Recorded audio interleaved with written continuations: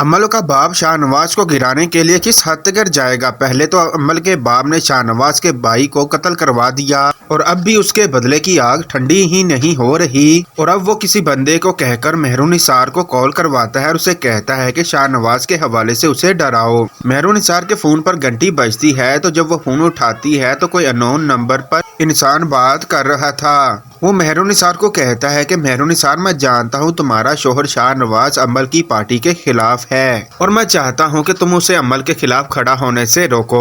जिस पर मेहरुनिसार कहती है कि मैं उन्हें ऐसा करने से नहीं रोकूंगी, वो उनकी पार्टी है, वो जैसा चाहें कर सकते हैं। तुम होते कौन हो हमें ये सब कुछ कहने वाले।